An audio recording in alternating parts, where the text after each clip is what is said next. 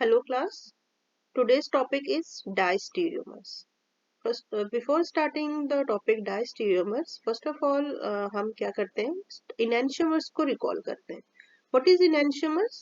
जैसे कि हमने पहले भी पढ़ा enantiomers क्या होते हैं? They are non-superimposable mirror image. That means ऐसे stereoisomers जो एक दूसरे के mirror images हैं but वो सुपर इम्पोजिबल नहीं है. That means they are not superimposable on their mirror image. ठीक है.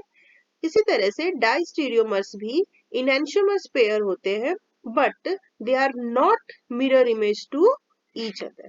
दैट मीन्स कि ऐसे डाइस्टीरियोमर्स या ऐसे स्टीरियो आइसोमर्स जो कि एक दूसरे के मिरर इमेज नहीं है, और अगर मिरर इमेज नहीं है तो सुपर इम्पोजिबल भी नहीं होंगे. That means diastereomers are stereoisomers that are not mirror image of one another and are non superimposable on one another.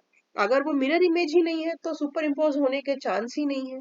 तो और हम कह सकते हैं कि डाइस्टीरियोमर्स किस टाइप के मॉलिक्यूल हो सकते हैं? ऐसे स्टीरियो आइसोमर्स जिनमें कम से कम 2 या more than 2 chiral centres present हो. ठीक है. इनएंशियोमर में क्या था कि या तो उसमें 1 कायरल सेंटर प्रेजेंट हो या 1 से ज्यादा कायरल सेंटर प्रेजेंट हो, वो इनएंशियोमर हो सकते हैं. क्योंकि इनएंशियोमर की कंडीशन क्या है? They are mirror images but not superimposable. But diastereomers के लिए हमारे पास कंडीशन क्या है कि कम से कम 2 कायरल सेंटर तो होना ही चाहिए. That means stereoisomers with 2 or more than 2 chiral centers can be diastereomers. और अगर हम अदर वर्ड में इसकी डेफिनेशन देखें तो a pair of stereoisomers which are not enantiomers, ऐसे stereoisomers जो कि enantiomer नहीं है वो क्या कहलाएंगे? डायस्टीरियोमर्स. ठीक है. Now the characteristics of diastereomers. Diastereomers की क्या क्या प्रॉपर्टीज है?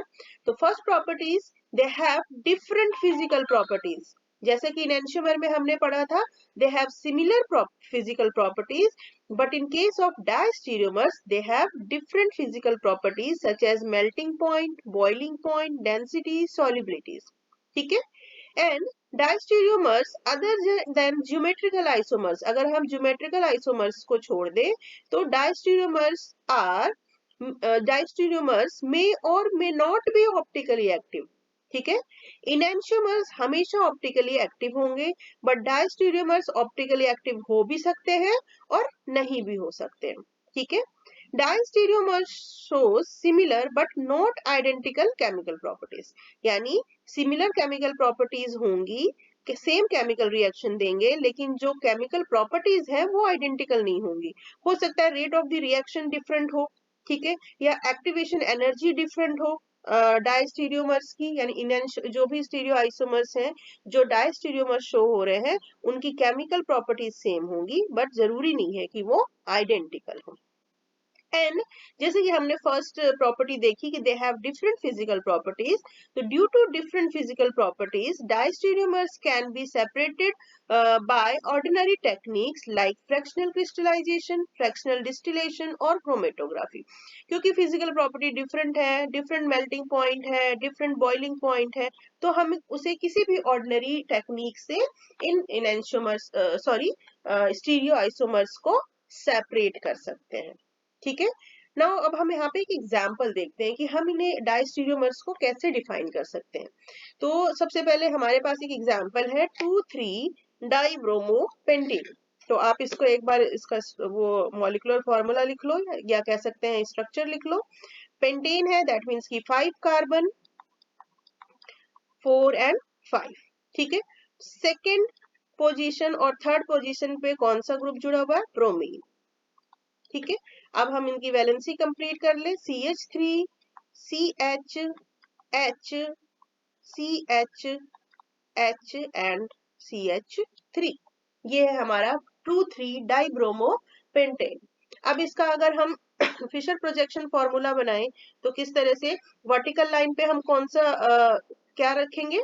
Longest chain of the carbon. तो वर्टिकल लाइन पे आपका आएगा longest chain of the carbon. तो आप यहाँ पे CH3 और क्योंकि अगर हम इसको ध्यान से देखें इस स्ट्रक्चर को, तो इसके पास दो कायरल सेंटर है। एक कायरल सेंटर आपका ये है, दूसरा कायरल सेंटर ये है। कैसे?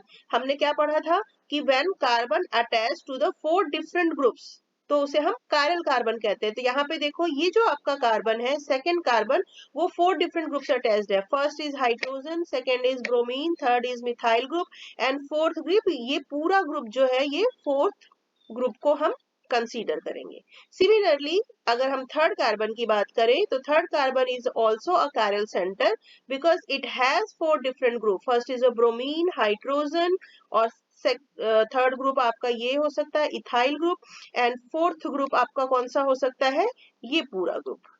ठीक है, that means this structure has 2 chiral centre. और मैंने आपको बताया था कि डाइस्टीरियोमर्स शो होने के लिए कम से कम मॉलिक्यूल में 2 कायरल सेंटर होना चाहिए। दैट मीन्स कि हम इसका अगर फिशर प्रोजेक्शन फॉर्मूला शो करें, तो सबसे पहले हमें यहाँ पे 2 कायरल सेंटर है, तो हम इसको 2 क्रॉस सेक्शंस में डिवाइड कर सकते हैं।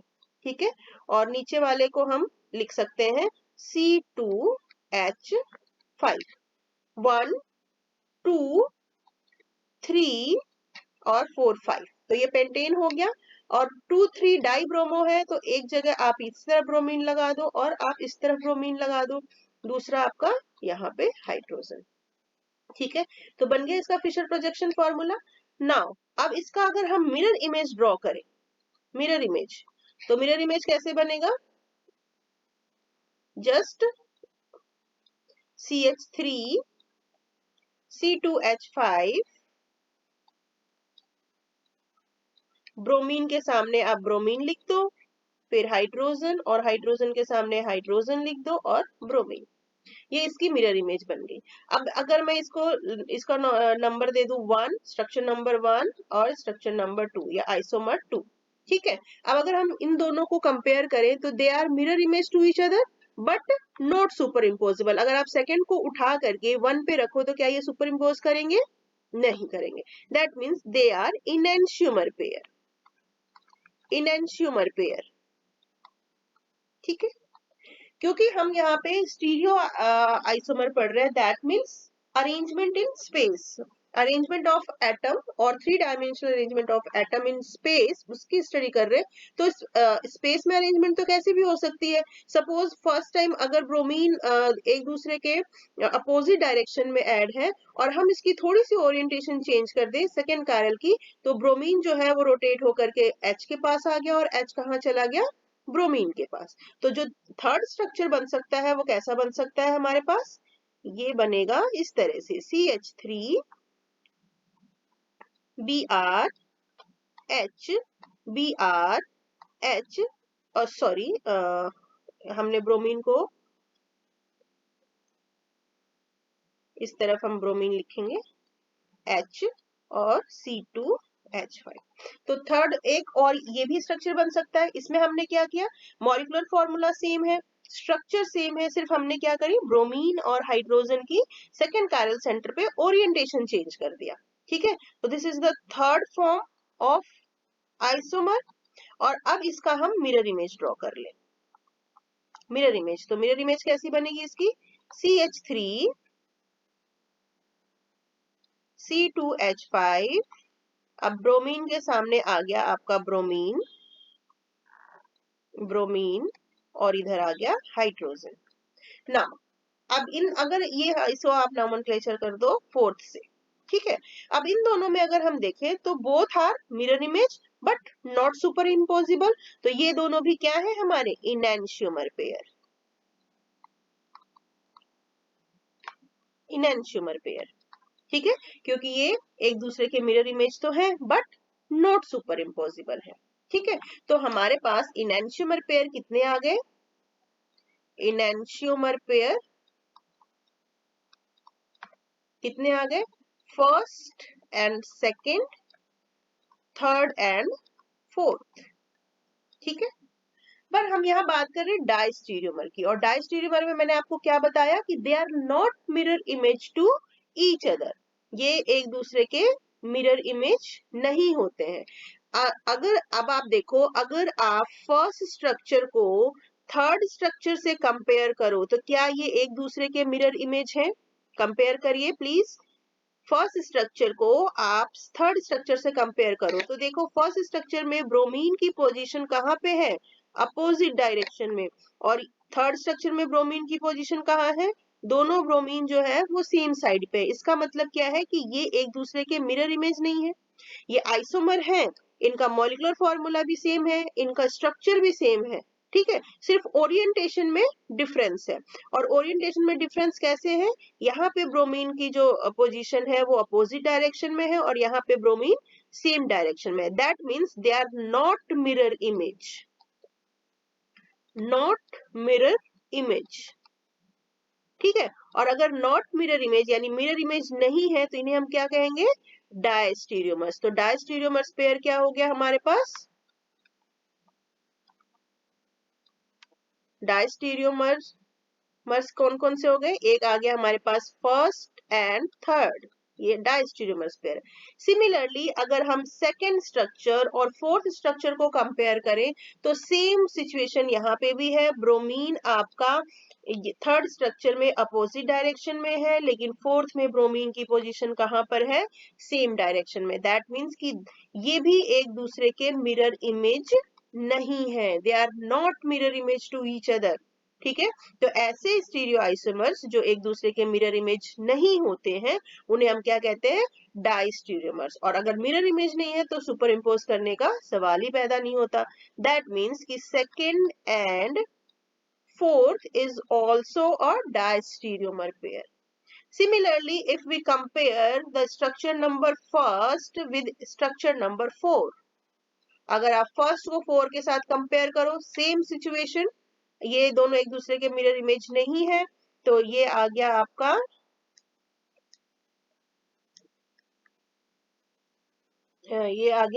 फर्स्ट एंड फोर्थ, ये ऑल क्या है? डायस्टीरियोमर से। इसी तरह से structure number second and third, ये भी आपके डायस्टीरियोमर पेयर है, ठीक है। तो अब इस डायग्राम को देख के हमें क्या समझ में आया कि ये जो हमारा 2,3 डाइब्रोमोपेंटेन है, इसमें 4 पेयर्स हैं हमारे पास डायस्टीरियोमर्स के। यानी ये जो 4 पेयर्स हैं, first third second fourth, first fourth and second third, ये सारे ऐसे स्टीरियो आइसोमर्स पेयर हैं जो कि एक दूसरे के मिरर इमेज नहीं है, बट इन सभी के पास कायरल सेंटर है, ठीक है। और ये प्लेन पोलराइज लाइट को आइदर लेफ्ट और राइट डायरेक्शन में रोटेट कर सकते हैं। इसमें किसी टाइप की सिमेट्री प्रेजेंट नहीं है, तो ऑल आर ऑप्टिकली एक्टिव, ये सारे ऑप्टिकली एक्टिव है, ठीक है। और एक चीज और मैं आपको बताना चाहती हूँ कि अगर मान लीजिए हमारे पास टू और more than two chiral center है, तो हम कैसे पता करेंगे कि कितने नंबर ऑफ आइसोमर्स फॉर्म होंगे? तो उसके लिए फॉर्मूला है to the power n। n is the number of chiral centre.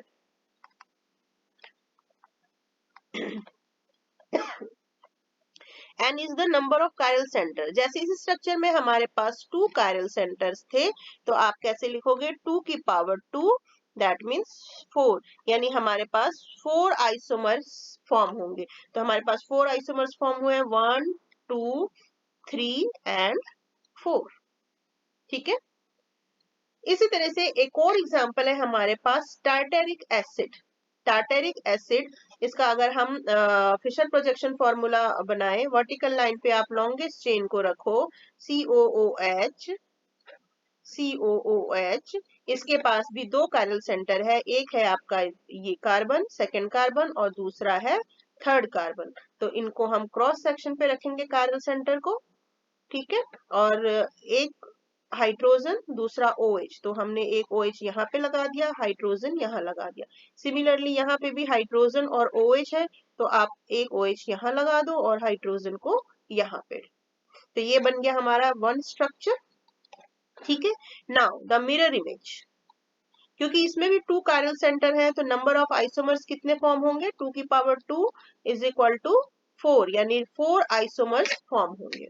तो कैसे फॉर्म होंगे? फर्स्ट हमने बना लिया, सेकेंड इसका मिरर इमेज COOH, COOH, और ये आ गया हमारा OH के सामने OH, H, H, OH।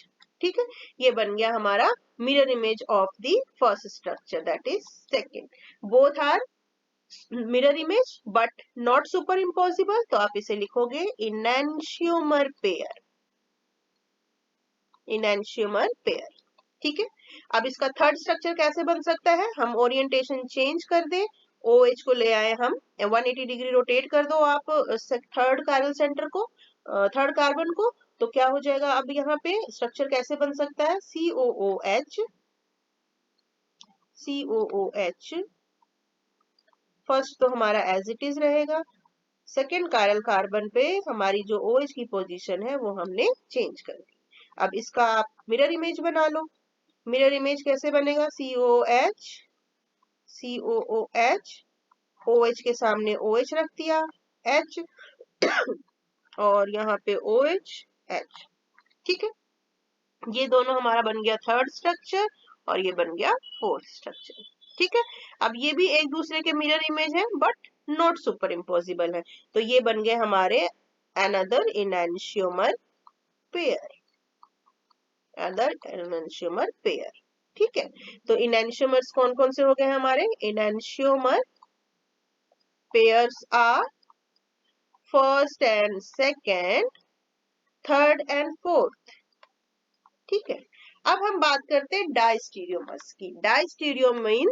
स्टीरियोमर्स means they are not mirror image to each other, एक दूसरे के मिरर इमेज नहीं है। तो सिमिलरली डायस्टीरियोमर्स में जैसे हमने अभी पीछे एग्जांपल में किया, diastereomers first and third, they are not mirror image, not mirror image, that means first and third are diastereomer, similarly second and fourth are diastereomers pair. Now first and fourth and second and third ये हमारे हो गए diastereomers pair. ठीक है, तो ये क्योंकि ये जो फोर पेयर्स हैं ये एक दूसरे के मिरर इमेज नहीं है, not mirror image.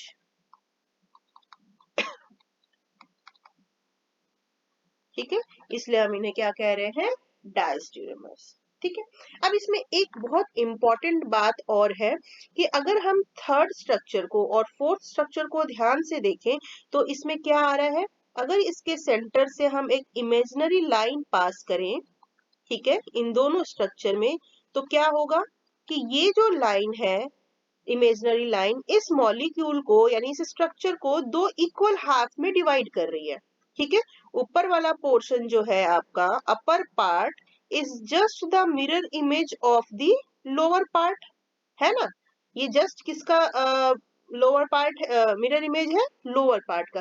That means कि ये जो आपका इमेजिनरी लाइन है वो इस मॉलिक्यूल को दो इक्वल हाफ में डिवाइड कर रही है।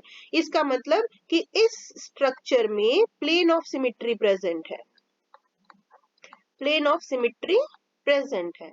और मैंने आपको लास्ट लेक्चर में क्या बताया था कि ऑप्टिकली एक्टिव होने के लिए जो सबसे फंडामेंटल कंडीशन है कि मॉलिक्यूल में डिसिमेट्री होनी चाहिए, यानी किसी भी टाइप की सिमेट्री प्रेजेंट नहीं होनी चाहिए। बट इस स्ट्रक्चर में और थर्ड स्ट्रक्चर में plane of the symmetry present है। दैट मीन्स कि जो अपर हाफ पोर्शन है वो प्लेन पोलराइज्ड लाइट को अगर राइट डायरेक्शन में रोटेट कर रहा है, तो जो लोअर पार्ट होगा वो प्लेन पोलराइज्ड लाइट को लेफ्ट डायरेक्शन में रोटेट करेगा, एंटी क्लॉकवाइज। ठीक है, तो ओवरऑल रोटेशन क्या हो गया, एक कर रहा है राइट डायरेक्शन में, दूसरा कर रहा है लेफ्ट डायरेक्शन में, यानी ओवरऑल रोटेशन क्या हो गई, जीरो, यानी नेट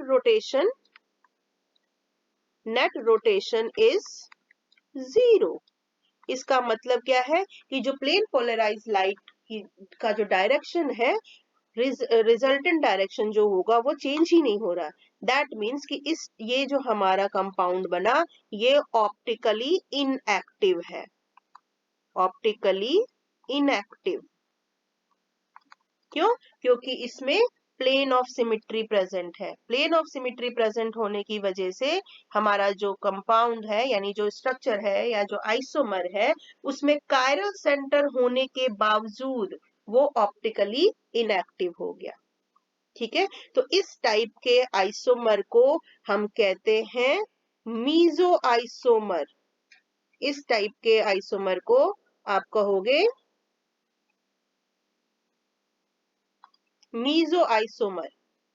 ठीक है, मीजो आइसोमर और मीजो कंपाउंड। ठीक है, क्लियर कि अगर इसमें प्लेन ऑफ सिमिट्री है और ये प्लेन ऑफ सिमिट्री अगर मॉलिक्यूल को दो इक्वल हाफ में डिवाइड कर रही है and both equal half are mirror image to each other, तो क्या होगा कि ये जो प्लेन पोलराइज लाइट की का जो नेट रोटेशन है वो 0 हो जाएगा। दैट मीन्स कि प्लेन पोलराइज लाइट में कोई चेंज नहीं आ रहा है। इसका मतलब जो हमारा कंपाउंड है वो ऑप्टिकली इनएक्टिव हो जाएगा। ठीक है, तो इस टाइप के कंपाउंड को हम क्या कहेंगे, मीजो आइसोमर या फिर मीजो कंपाउंड। तो अगर हम इसका नॉमेनक्लेचर करना चाहें, क्योंकि ये टार्टेरिक एसिड है तो आप इसको लिख सकते हो प्लस टार्टेरिक एसिड। अगर ये ये आइसोमर अगर प्लेन पोलराइज लाइट को राइट डायरेक्शन में रोटेट कर रहा है तो हम इसे लिख सकते हैं प्लस टार्टेरिक एसिड। अगर ये इसे राइट डायरेक्शन में रोटेट कर रहा है तो इसका जो मिरर इमेज होगा वो इसे left direction, plane polarise light को लेफ्ट डायरेक्शन में रोटेट करेगा, तो इसका नॉमेनक्लेचर होगा माइनस टार्टेरिक एसिड। और ये दोनों क्या हैं, ऑप्टिकली एक्टिव होंगे। ये दोनों ऑप्टिकली एक्टिव होंगे। But in the third and fourth structure, क्योंकि इसमें आपका जो प्लेन पोलराइज लाइट का नेट रोटेशन 0 हो गया तो दे आर ऑप्टिकली इनएक्टिव और इसे हम रिप्रेजेंट करेंगे meso tartaric acid. Meso tartaric acid, meso tartaric acid.